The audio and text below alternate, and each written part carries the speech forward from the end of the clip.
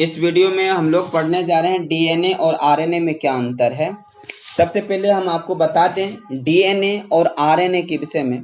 DNA जैसे जबकि मैंने पिछले वीडियो में पढ़ाया है कि डीएनए क्या है, आरएनए क्या है, डीएनए का स्ट्रक्चर क्या है, आरएनए का स्ट्रक्चर क्या है, डीएनए किस किस चीज़ों के मिलने से बना है, इसका केमिकल कंपोजिशन क्या है, इसका आरएनए का केमिकल कंपोजिशन क्या है, इनके विषय में हम लोगों ने बात किया और इनकी खोज किसने की। आरएनए के विषय में मैंने इसकी हिस्ट्री को बताया और फिर डीएनए का हेलिकल स्ट्रक्चर के विषय में भी हमने आपको बताया। आज इस वीडियो में डीएनए आरएनए का स्पेसिफिक डिफरेंस बताने जा रहा हूँ, इसके बीच क्या अंतर है। वैसे आप स्ट्रक्चर के जरिए देख ही रहे हैं, यहाँ जो डीएनए का ये देख रहे हैं, डीएनए का जो स्ट्रक्चर है ये डीएनए का स्ट्रक्चर है, ये आरएनए का स्ट्रक्चर है, ये डबल हेलिकल स्ट्रक्चर है। और इसमें जो आप देख रहे हैं ये डबल वाटसन एंड क्रिक द्वारा इसको दिया गया था, डबल डीएनए का डबल हेलिकल स्ट्रक्चर।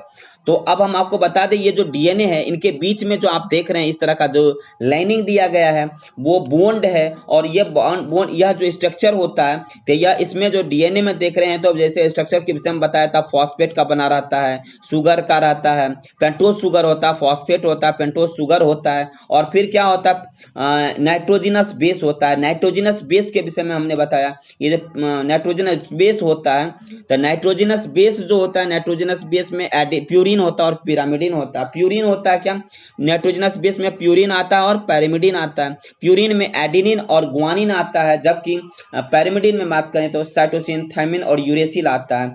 तो ये सारे प्यूरिन और पैरिमिडिन है।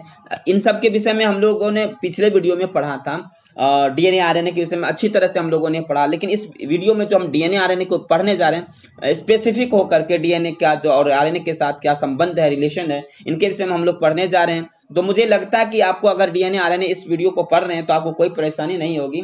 लिखा हुआ जरूर इंग्लिश में होगा आपको, लेकिन हिंदी में मैं कन्वर्ट करके बताऊंगा और आपको किसी तरह की परेशानी नहीं होगी। अगर आपको परेशानी होती है तो मैं हिंदी में जो बोलूंगा तो आप उसको पॉज करके वीडियो को आप आराम से उसको हिंदी में लिख सकते हैं, अगर हिंदी के छात्र हैं तो। लेकिन मैं आपको सलाह दूंगा कि अगर आप इंग्लिश को ज्यादा से ज्यादा समझने की कोशिश करेंगे तो ज्यादा आपके लिए बेटर रहेगा, क्योंकि इंग्लिश जो हमारा साइंस है इंग्लिश में ही बहुत सारे जो वर्ड्स होते हैं इंग्लिश में ही रहते हैं, इसलिए अंग्रेजी में ही तो कुछ हद तक पढ़े तो ठीक रहेगा। तो चलिए देखते हैं इस वीडियो में जो डीएनए और आरएनए में क्या अंतर है इनके विषय में जानते हैं। अगर आपको यह वीडियो अच्छा लगता है तो मैं आपको मेरे लिए आप थोड़ा सा वर्क कर सकते हैं कि अधिक से अधिक लोगों को यह वीडियो शेयर कर सकते हैं और मेरे चैनल को सब्सक्राइब कर दीजिए, लाइक कर दीजिए। और चलते हम लोग डीएनए आरएनए के विषय में। प्रश्न दिया हुआ है, देख लीजिए डीएनए और आरएनए में क्या अंतर है। Difference between DNA and RNA. DNA सबसे पहले मैंने बता दूं इसका फार्मूला जो होता है डीएनए का, तो इसका फार्मूला होता है डीएनए का डीऑक्सी राइबो न्यूक्लिक एसिड और आरएनए का फार्मूला होता है राइबो न्यूक्लिक एसिड। डीएनए कौन शुगर से बना होता है, तो डीएनए डीऑक्सी राइबोज शुगर से बना होता है, जबकि यह राइबोज शुगर से बना होता है। डीएनए किससे बना होता है, यह डीऑक्सी राइबोज शुगर से बना होता है, जबकि यह जो बना होता है राइबोज शुगर से बना होता है। डीएनए की बात करें यह डबल स्ट्रैंडेड न्यूक्लिक एसिड है और यह कौन सा न्यूक्लिक एसिड है, यह सिंगल स्ट्रैंडेड न्यूक्लिक एसिड है। आपने मैप में देखा था कि यह डबल स्ट्रैंडेड है और यह सिंगल स्ट्रैंडेड है। जैसा कि आप यहाँ देख रहे हैं, इसमें इस फिगर में देख लीजिए, यहाँ जो देख रहे हैं ये डीएनए का ये डबल स्ट्रैंडेड है, जबकि यह सिंगल स्ट्रैंडेड आपको दिखाई दे रहा है। तो ये डबल स्ट्रैंडेड है और यह क्या है, सिंगल स्ट्रैंडेड है।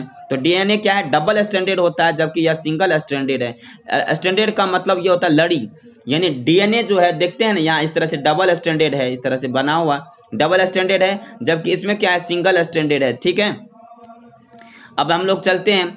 It contains deoxyribose sugar, it contains ribose sugar. ठीक है, it contains thymine T as a nitrogenous base, जबकि यह जो इसके साथ जो इसमें क्या होता है, आपको हिंदी में अगर लिखना है तो आप इसको ऐसे लिख सकते हैं कि डीएनए में थायमिन होता है, जबकि यहाँ आरएनए में थायमिन के जगह यूरेसिल होता है। इसमें एडेनिन होता है, ग्वानिन होता है, साइटोसिन होता है और थायमिन होता है। यानी इसको हम क्या सकते हैं, एडेनिन, इसमें क्या शब्द होता है, एडेनिन, थायमिन, साइटोसिन और ग्वानिन होता है, जबकि इसमें एडेनिन होता है, एडेनिन के ग्वानिन होता है, उसके बाद साइटोसिल होता है, ग्वानिन होता है और यहाँ यूरेसिल होता है। ठीक है, तो एडेनिन, यूरेसिल, है, एडेनिन, यूरेसिल, साइटोसिल और ग्वानिन, ये सारे इसमें होता है। ये इसमें थायमिन के जगह पर इसमें थायमिन होता है तो इसमें क्या होता है, यूरेसिल। इसलिए यहाँ लिखा हुआ है कि it contains thymine T as a nitrogenous base, जबकि it contains uracil instead of thymine. इनमें थायमिन के जगह पर यूरेसिल होता है, ठीक है। तो आप ये लिख सकते हैं कि इसमें थायमिन होता है नाइट्रोजनस बेस के रूप में, जबकि इसमें नाइट्रोजनस बेस के रूप में थायमिन के जगह पर यूरेसिल होता है, ठीक है। It is the genetic and hereditary material. It is the genetic and hereditary material.